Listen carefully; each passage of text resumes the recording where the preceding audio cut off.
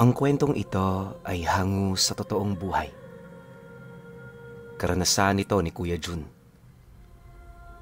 Taong 1969, Mahaplag, Leyte.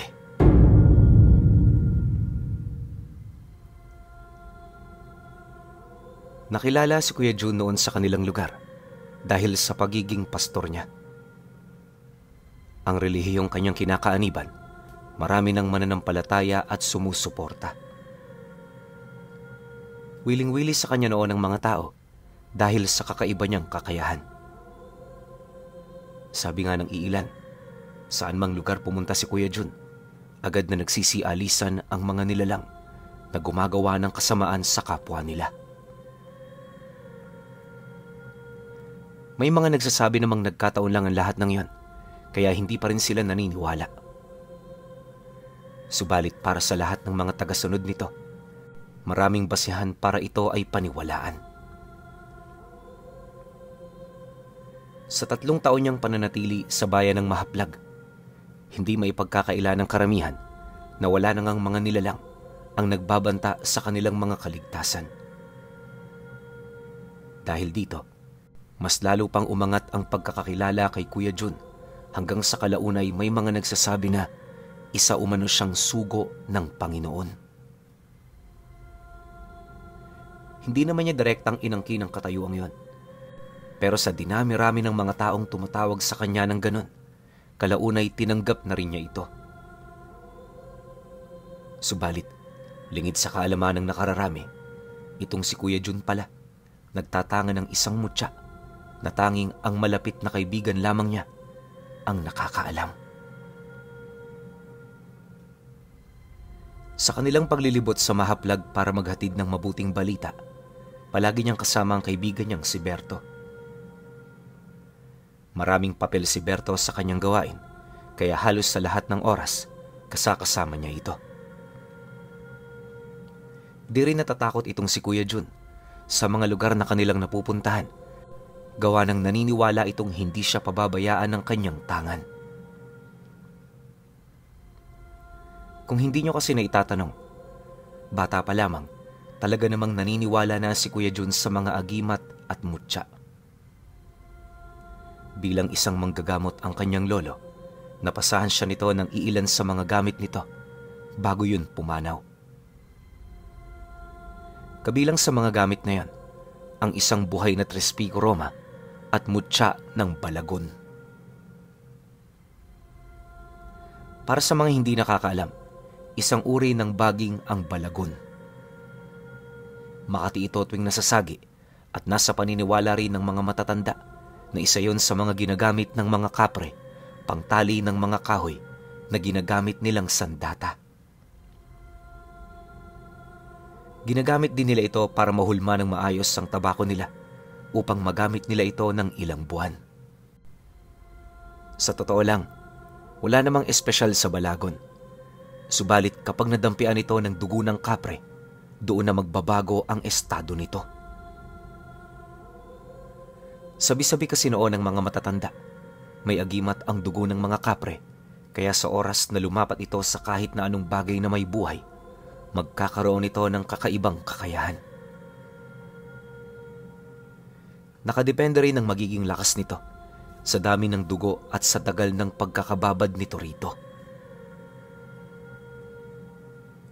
Sa estado ng mutya ng balagon ni Kuya Jun, matagal na panahon na itong nababad sa dugo ng kapre.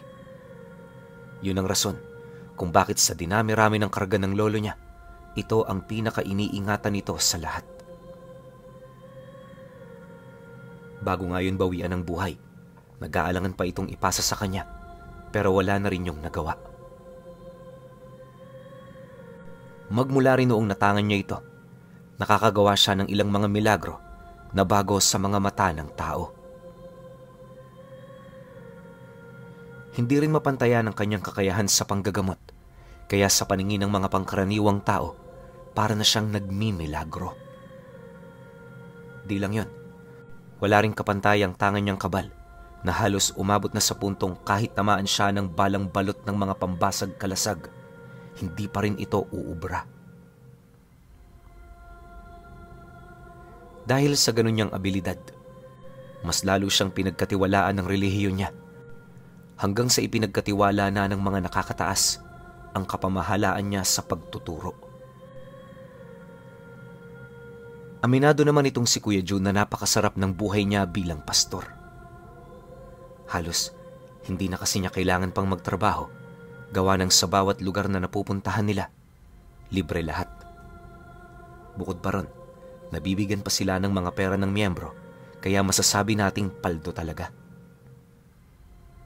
Pero syempre, alam naman nating mapanganib ang kanyang ginagawa, lalo pat mulat din siya pagdating sa lihim na karunungan. Minsan nga, kapag nakakarating sila sa mga baryong talamak ang patayan, hindi maiwasan ni Berto na magbigay payo kay Kuya Jun. Nauunawaan naman niya ang hinaing ng kaibigan niyang yon, pero alam niyang hindi sila maaaring tumigil. Maapektuhan kasi nito ang pananampalataya ng kanilang mga tagasunod, kaya kahit mapanganib ang mga lugar na kanilang pinupuntahan, pinipili nilang magpatuloy. Mabuti na lang, walang nangyayaring masama sa kanila, sa tulong na rin ng mga taong sumusuporta sa kanilang mga ginagawa. Ang kaso lang, nung tumungtong ang taong 1969, may napuntahang isang liblib na lugar sila Kuya Jun. Sa unang araw ng kanilang pagdating dito, naging maayos naman ang lahat. Maraming tao ang dumalo sa mga pagpupulong, pero may napansin siyang mangilan-ngilan na para bang hindi roon pumunta para makinig, bagkus ay magmasid. Ramdam niya rin ang masamang hininga ng mga ito, pero sa kabila nun, ipinagpatuloy niya ang pangaral.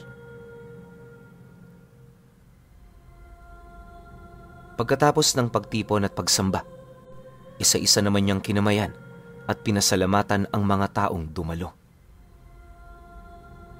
Bagaman konti lang noon ang pumunta, inaasahan naman niya ito dahil sa liit ng baryong napadpara nila. Makalipas pa ang ilang minuto, nang makalis na ang iilan sa mga taga roon, minabuti naman niyang lumapit sa mga taong alam niyang nagbabalat kayo.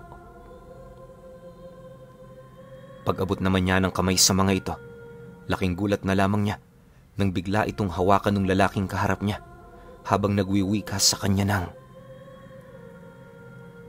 "Pasensya ka na, Pastor, pero hindi mo kami masisindak sa presensya mong yan. Kung ang tingin mo sa katawan mo ay isang banal na hindi namin pwedeng hawakan, nagkakamali ka. Hindi mo teritoryo ang lugar na to. Kaya kung ako sa'yo, mas mainam na umalis ka na ng mas maaga. Ikatutuwa pa namin yon." Nang marinig naman ni Kuya Jun ang sinabi ng lalaki, di naman niya maiwasang mapabuntong hininga habang sumasagot dito ng, "Pasensya na kayo, pero hindi ko pwedeng gawin ang gusto ninyo. Marami pa kaming gawain dito at alis lang kami kapag natupad na namin ang lahat ng yon. Wala kaming masamang balak dito sa lugar ninyo, kaya kung maaari, paraanin niyo ang aming mabubuting gawa." Dahil sa sinabi nito, nagpumilit naman ang lalaki sa mga bagay na nais nilang mangyari. Ayon dito na, hindi nakakabuti ang ginagawa nilang pagpapakalat ng maling paniniwala. Mariin din itong inilahad, matagal na silang may pinaniniwalaan, kaya ayaw nilang mabago ng kung sino-sinong pumupunta sa kanilang lugar ang mga bagay na yon. Itinuturing din nila itong malaking banta at seryosong usapan. Matapos naman itong mailahad ang kanilang saloobin, kitang-kita ni Kuya Jun ang panlilisik at pamumula ng mga mata nito. Sa puntong yon, kahit hindi magsalita ang lalaki, alam na niyang may halong paninindak ang bawat katagang lumalabas sa bibig nito. Makalipas pa ang ilang minuto, nang wala na itong gustong sabihin sa kanya, agad naman yung umalis, kasabay ng pag-iwan nito ng isang babala. "Bukas ng umaga, ayoko nang makita ang pagmumukha niyong dalawa rito. Kung gusto niyo sa ibang lugar na lang kayo mangaral, wag dito. At nga pala, hindi lahat ng nilalang masisindak mo sa tangan mong yan, Pastor. Nagkakamali ka ng pinuntahan, kaya huwag mo nang subukan. Kalmadong wika ng lalaki sa kanila. Nang marinig naman ni Berto ang sinabi nito, di naman niya maiwasang mapahawak kay Kuya Jun. Ang nais niya kasing iparating noon, sumunod na lamang sa lalaki, subalit kitang-kita niya sa mukha nito na parabang nagmamatigas pa rin.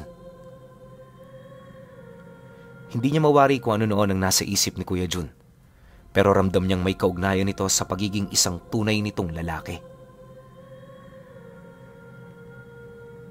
Paglayo naman ng mga nilalang na yan, agad naman siya nitong inabisuhan na tutungo na sila sa bahay na kanilang tutuluyan. Makalipas pa ang ilang minuto, nang marating na nila ang lugar, agad naman sila roong nagpahinga na parabang walang nangyari. Habang nakahiga naman sila, muling binuksan ni Berto ang paksang yan.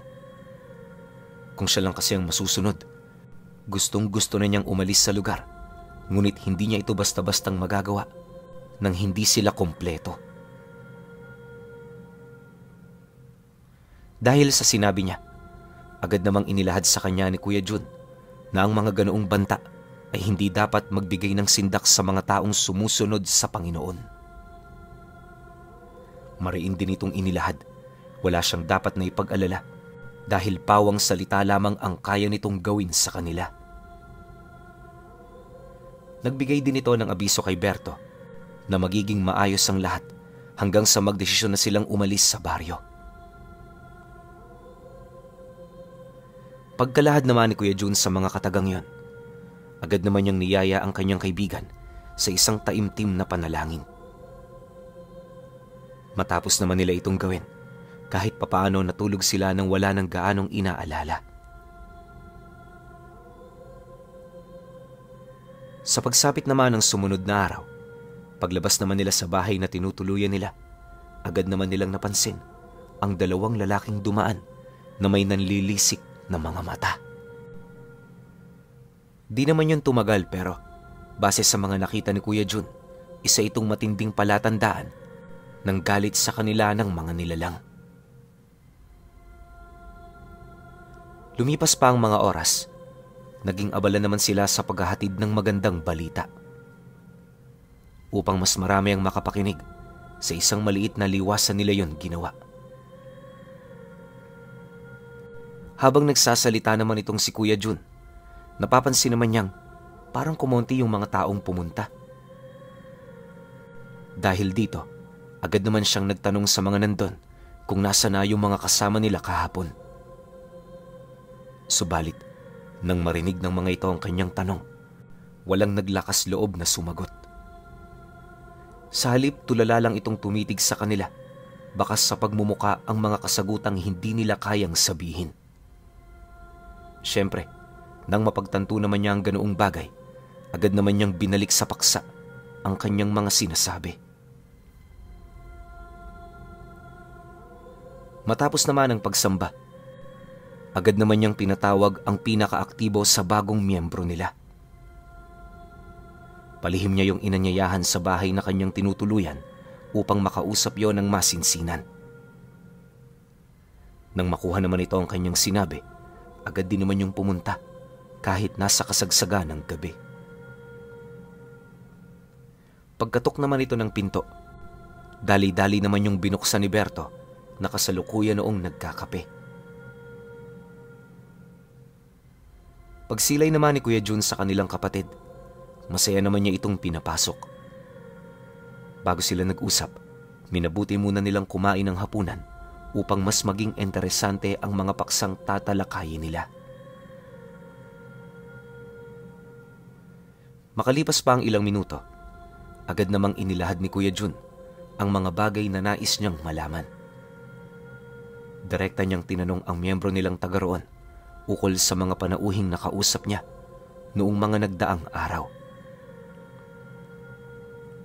Nabanggit niya rin dito ang tungkol sa iilang mga kalalakihan na animoy pasimpleng nagmamasid sa mga kilos nila.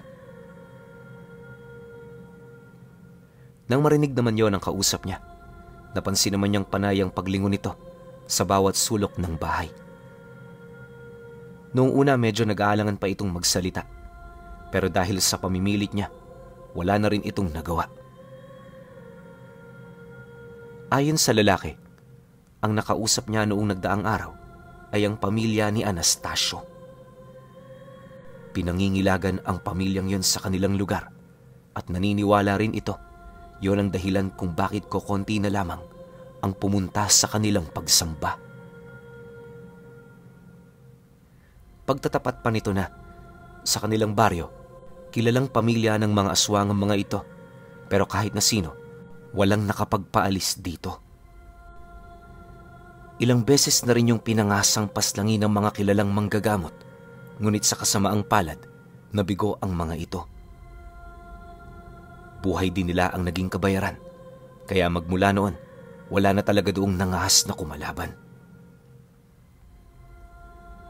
Ang tanging ikinatutuwa na lamang ng mga taong naninirahan sa baryo ay ang hindi pananalo ng pamilya ni Anastasio. Kahit kilala yung mga sugapa sa karne ng tao, ni minsan wala pang naiulat sa kanilang insidente na may nabiktima yon sa kanilang lugar. Pinatotohanan naman yun ni Anastasio mismo, kaya nung nalaman nito ng mga tao, unti-unti nang nawala ang nararamdaman nitong takot at galit laban sa kanilang pamilya.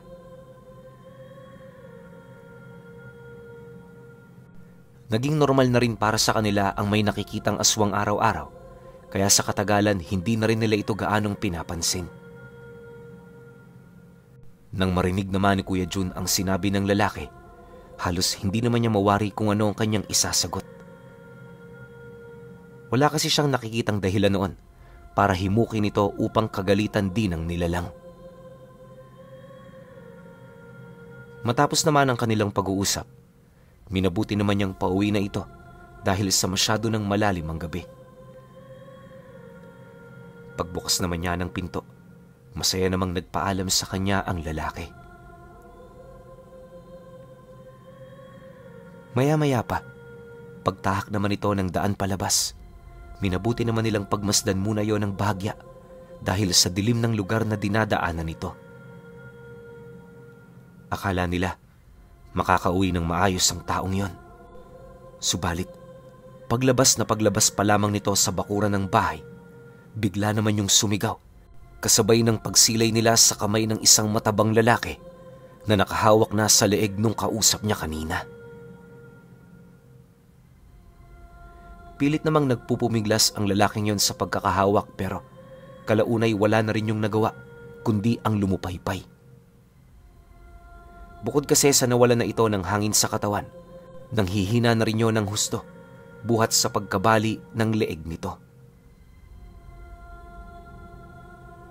Makalipas pa ang ilang minuto, tanging pagsilay na lamang sa kanila ang nagawa ng lalaking yon habang pilit na nagsisenyas ng mga bagay na hindi naman nila maunawaan. Nang mapansin naman ng matabang lalaki ang ginagawa nito, laking gulat na lamang ni Kuya Jun nang bigla nitong sakmali ng ulo ng taong yun. Dahil sa talas ng pangil ng nilalang, agad naman yung nawala ng ulo at sa loob lamang ng ilang segundo, humandusa yon sa lupa habang naliligo sa sariling dugo nito. Ang ginawa naman ng matabang lalaking kumain sa ulo ng taong yon, kampante niya itong nilulun ng buo na para bang di man lang yun babara sa kanyang lalamunan. Hindi naglaon. Nang magawa na yon ng nilalang, dahan-dahan naman itong pumasok sa bakuran ng bahay na kanilang tinutuluyan. Sa likod nito, naroon ang iba pa nitong mga kasama na animoy naghihintay lang ng utos sa namumuno sa kanila. Nasipat din niya doon ang lalaking nakausap niya noong nagdaang araw na may napakaputlang pagmumuka. Pagharap naman ito sa pintuan ng bahay, halos hindi niya maalis ang kanyang paningin sa kapatid nilang namatay. Maya-maya pa, bahagya naman siyang natigilan nang marinig niyang magwika yung lalaking minsan na niyang nakausap. Pagsilay naman niya rito, tumambad sa kanya ang nanlilisik nitong mga mata at seryoso nitong pagmumuka. Binalaan na kita, subalit hindi ka nakinig. Alam mo, Pastor, hindi sa lahat ng oras kaya mo ang lahat. Huwag kang manalig ng isa ka sa mga kinakasihan ng Diyos, sapagkat kagaya namin, isa ka ring makasalanan. Alam mo yan, kaya kahit hindi ko nasabihin. Ngayon, dahil hindi ka nakinig, naniniwala kaming sinusubukan mo talaga kami. Kung talagang matapang ka, Pastor, bakit hindi ka lumabas dyan? Kaharapin mo kami bilang isang lalaki. Matira matibay. At ang matatalo, siyempre mamamatay.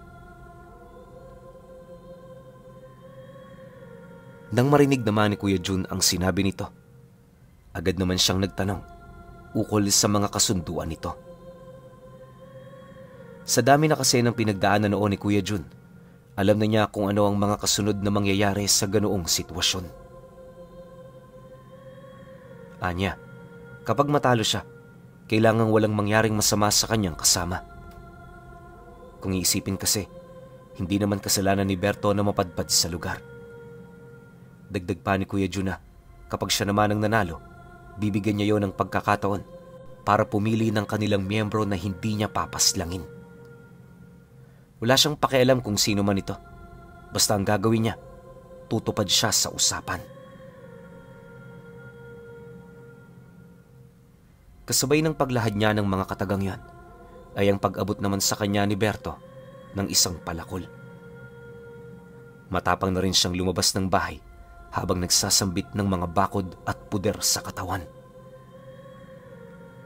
Nang marinig naman ng lalaki ang kanyang sinabi, napangiti na lamang ito habang lumalapit sa kanyang kinaroroonan. Pagsang-ayon naman ito sa ibinigay niyang kasunduan, bigla naman yung binalot ng napakabigat na presensya, indikasyon na nagsisimula na itong magpalit ng anyo. Makalipas pa ang ilang minuto, kitang-kita naman noon ni Berto ang pag-unat ng mga binti at braso nito. Humumpak din ng husto ang tiyan at pisngi ng lalaki, tapos pumayat yon ng husto. Bagaman ganun na ang estado ng nilalang, napakabilis pa rin ang kilos nito. Nakakagapang din yon ng walang hirap sa mga puno, tapos may kakayahan yung lumundag ng napakataas. Nang masipat naman ni Kuya Jun ang pagbabago ng anyo nito, halos hindi naman niya mawari kung saang pamilya yon ng mga aswang nabibilang. Gayunpaman, kahit medyo di siya pamilyar sa ganoong anyo, alam niyang wala na rin siyang magagawa kundi ang makipaglaban. Maya-maya pa, pagsugod naman ito sa kinaroroonan niya, buong puwersa naman niya itong binato ng palakol, sabay tisod sa paa nito. Pagbagsak naman ng katawan nito sa lupa, sinubukan niyang puntiryahin ang ulo nito, pero nang matunugan niyo ng nilalang, dali-dali naman itong umusog hanggang sa makatayo na ito. Sa pagpapatuloy naman ng kanilang paglalaban, maraming beses niya na itong tinangkang putulan ng galamay, pero nanatili siyang bigo. Sa mga sandali kasing tumatarak sa balat nito ang talim ng kanyang palakol, pakiramdam niya parang tumatama lang yun sa katawan ng puno. Bukod sa napakatigas nito, para rin yung may halo ng goma dahil sa pagtalbog dito ng bahagya. Ang kaso lang habang tumatagal, kahit nakikita niyang nasusugatan nito, pakiramdam niya hindi pa rin yun nauubusan ng lakas. Dahil sa pangyayari, napilitan na rin siyang gamitin ang iilan sa abilidad ng mutya ng balagon. Sinubukan na rin niyang tigalpuhin ng nilalang na yon pero hindi ito umuubra. Alam niyo, sa lahat ng mutyang alam ni Kuya Jun, Naniniwala siyang tanging mutya lang ng balagon ang nagtataglay ng hindi masukat na lakas. Sa mga nakaraang laban niya, halos hindi man lang siya nakaramdam ng pagod at hirap. Ngunit nung kaharap na niya ang nilalang na yon, doon na unti-unting nagbago ang lahat. Ang pastor na dating hindi nakakaramdam ng takot, sa kauna-unahang pagkakataon, nakaramdam na ito ng matinding pagkasindak. Dahil sa ganoong sitwasyon, pilit na nitong pinupuwersa ang abilidad niya upang mapaslang niya sa lalong madaling panahon ang kanyang katunggali. Ngunit sa kasamaang palad, di niya yun nakitaan ng pagkatinag. Sa halip, buong lakas din yung nakipagsabayan sa kanya hanggang sa mapansin na ni Kuya Jun na nagawa na pala nitong maundayan siya ng saksak sa may kaliwa niyang tagiliran. Dahil dito, dali-dali naman siyang umatras para pigilan ang pagdurugo nito sa pamamagitan ng pagdiin dito gamit ang kanyang damit. Maya't maya na rin ang pag-ikot ng kanyang paningin sa paligid na para bang naghahanap na siya ng daan kung saan siya maaaring tumakas. Subalit, dahil sa napapalibutan na yon ng mga kasamahan ng nilalang, wala siyang nagawa kundi ipagpatuloy ang nasimulan nilang laban. Bagaman nagiging maingat na siya sa pagkakataong yan, di pa rin ito sapat upang mailagan niya ang lahat ng pag-atake ng kalaban niya. Kalahating oras pa ang dumaan. Napilitan na rin siyang bitawan ang palakol na kanyang tangan dahil sa tindi ng pinsalang kanyang natamo. Hindi na rin siya noon makatayo ng tuwid kahit taimtim siya noong humihingi ng tulong sa hawak niyang mutya. Nang masipat naman ang nilalang ang kanyang ginagawa, bigla naman yung bumalik sa anyo nito bilang tao habang nagwiwikas sa kanya ng, "Sinagad mo ang abilidad ng mutya mong yan. Kanina pang umalis ang gabay mo. Alam kong hindi mo yun napansin. Talo ka na, pastor. Sinasabi ko naman sa'yo noong una pa lang, hindi mo kami kakayanin." Naalala mo naman siguro ang kasunduan ng duelong ito, hindi ba? Mamamatay ang talunan.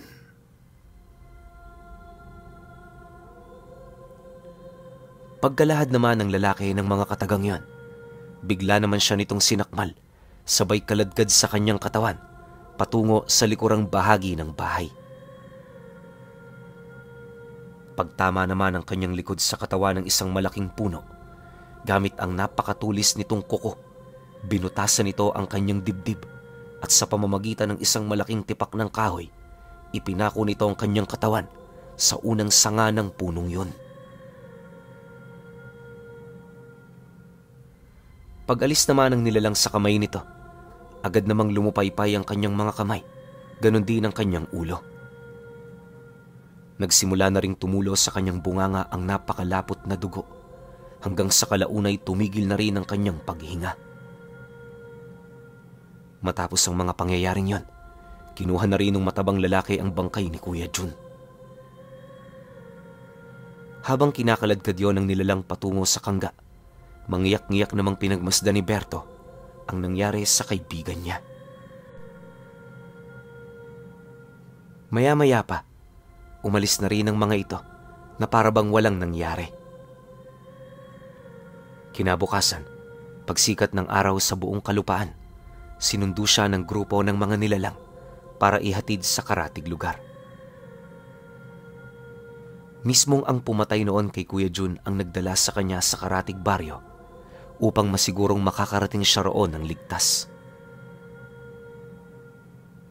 Bago rin siya nito nilisan, muli siya nitong pinaalalahanan na hanggat maaari wag na siyang babalik sa lugar na yon. Ipinagtapat din ito na galit sila sa mga dayo pero marunong silang tumupad sa mga pangako. Nang marinig naman yun ni Berto, nangako naman siyang hinding-hindi na babalik dito. Para makaiwas din sa pamilya ni Kuya Jun, mag-iisang dekada siyang nagtago sa ibang lugar bago umuwi. Magmula noon, wala nang nakalam kung saan tumungo itong si Kuya Jun, gawa ng inilahad ni Berto sa mga kamag-anak nito na naghiwalay sila pagkaraan ng 3 taon nilang pagsasama. Masakit man yung para sabihin sa kanya, sadyang ayaw na niyang balikan pa ang mga masalimuot na pangyayari sa buhay ng kanyang kaibigan na si Pastor Jun at ang mutya ng Balagon.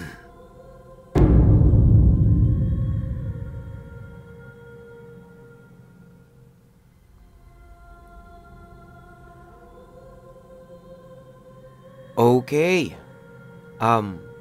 Opinyon ko sa kwento. Grabe, ang sakit ng ending. Di ko inaasahan yun, no? Kasi kadalasan sa mga kwento natin, kapag ganito kalakas yung tangan, talo kagad yung kalaban eh. Isipin nyo, lagay nyo pa to sa isip ninyo. Meron pa siyang tangan na Trespico Roma. Alam naman natin kung gaano yan kalakas. Tapos yung mutya ng Balagon, well, hindi ko alam kung anong klaseng mutya to, hindi ko alam kung anong kayang gawin ito. Pero hindi ka naman mag-aalaga ng isang bagay na alam mong mahina. O sa dinami-rami ng ipapamana sa'yo, hindi mo pipiliin syempre yung pinakamahina, di ba? Pipiliin mo yung pinakamalakas. So, alam na agad natin, Matik, na sobrang lakas ng mutya ng Balagon. Tapos nababad pa to sa dugo ng kapre. Ngayon ko lang rin narinig yun. So, hindi ko alam kung anong klase ng aswang yung tumalo rito kay Kuya Jun. Di ba? Sobrang lakas naman nun. Well, siguro nung mga simula, nagkakasabayan pa sila. Kasi tiwala rin naman si Kuya Jun sa tangan niya eh. Pero pinagtataka ko lang, sabihin na natin kasi nasa kwento naman, pastor to si Kuya Jun. Bakit nung nasa kasagsagan siya ng pakikipaglaban sa aswang, na hindi tumalab lahat ng tangan niya, hindi siya lumapit sa mismong Panginoon natin? Diba? Yun lang yung naging malaking question mark ko. Kasi kapag nasa ganun ka ng sitwasyon, yung no choice ka na, yung panghihinaan ka na, sa kanya ka nalalapit eh. Pero nangyari, pinanghinaan siya ng loob. Diba? Pasintabi tayo dyan ha, kung may mga kapatid o meron tayong mismong pastor na nakikinig sa atin ngayon, pasintabi po. Ito naman base lang sa kwento ni Kuya Jun. Diba? So, yun lang, medyo napaisip ako, maraming naglalaro sa isip ko ngayon. Kasi alam nyo naman na ayoko meron tayong namamatay na bida. Tapos pastor pa, may Trespico Roma, tas may mutya ng Balagon. Ang dami nitong karga kung tutusin. Sabi nga rin sa kwento, lahat ng nakalaban niya, sinasaglit niya lang eh. Diba? Yan ang hirap din kasi minsan kapag dayo tayo sa isang lugar. Hindi natin alam kung ano yung kapasidad ng mga taong nakatira dun. Hindi ko alam kung naging sobra ba si Kuya Jun sa pagiging tiwala niya sa sarili niya, o tinadhana talaga ng Panginoon na doon na siya matapos, o sinubok siya ng Panginoon kung kanino ba mas aasa tong si Kuya Jun, kung sa mga gamit niya ba na binigay lang rin naman ng Diyos, o sa mismong Diyos na ikinakalat niya yung pangaral. Diba? So medyo debate itong kwento na to, pero syempre kayo pa rin. Kung may opinyon kayo sa kwentong ito, comment nyo lang sa baba. Yun lang. Hanggang sa susunod na kwento. Salamat.